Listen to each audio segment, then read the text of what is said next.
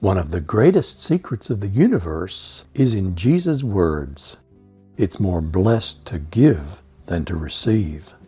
It's a simple gauge as to how blessed we are. Are we generous? How extravagantly do we give? Do we give God our best or our leftovers? Let's look at Mary's anointing of Jesus in John 12, verses 1 through 8.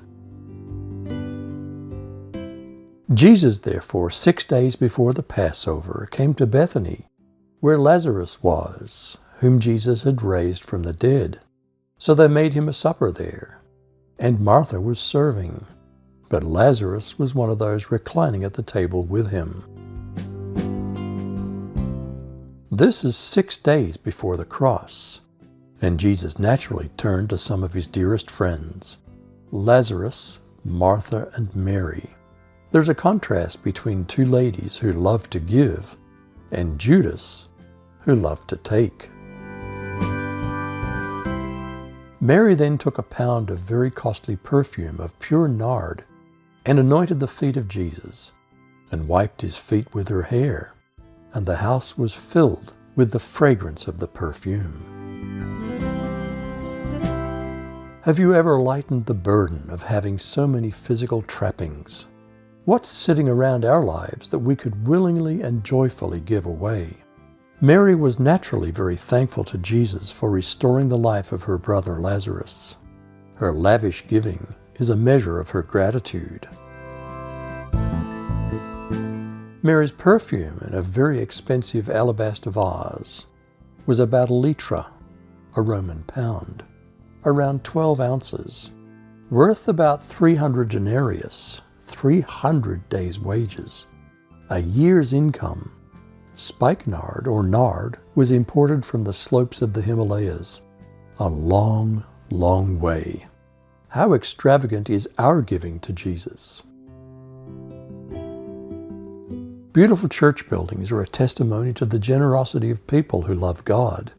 London's Westminster Cathedral, Cologne's Cathedral, Istanbul's Hagia Sophia, Moscow's St. Basil's Cathedral, and the Salzburg Cathedral are treasures. Should they be sold to give to the poor? What about Mary anointing Jesus with outrageously expensive perfume? But Judas Iscariot, one of his disciples, who was intending to betray him, said, "Why was this perfume not sold for 300 denarii and given to poor people?" Now he said this not because he was concerned about the poor, but because he was a thief, and as he had the money box, he used to pilfer what was put into it. Judas Iscariot didn't truly love Jesus. He feigned caring for the poor, but had stolen money from the cash box. Many Christians don't believe in tithing because it's Old Testament. But Malachi calls not tithing stealing, and God promises to pour out a blessing until it overflows. Some are offended that it takes money to run a church. Others give generously because they're not obsessed by money. In the Old Testament, God demanded the firstborn of the flocks and the first fruits of the fruit trees. He wants the best we have, not our second best. Do we believe we're giving to a club or organization of mere human beings, or to Jesus? Giving is a measure of our values, a measure of our love. Do we love things more than God? Do we see the blessing that comes when we get rid of clutter? Therefore Jesus said, "Let her alone, so that she may keep it for the day of my burial. For you always have the poor with you, but you don't always have me."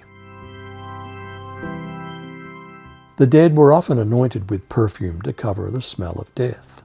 Jesus encouraged Mary to keep it for his burial, rather than sell it and give the money to the poor. Giving to the poor is a good work and encouraged, but burying our dead also costs money.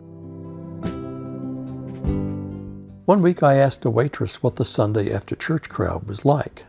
She replied frankly that it was the worst crowd of the week. They were demanding and rude and gave lousy tips. From that time on, I determined to give waitstaff generous tips and treat them kindly. There's no command here for us to give extravagantly, but there is permission and encouragement.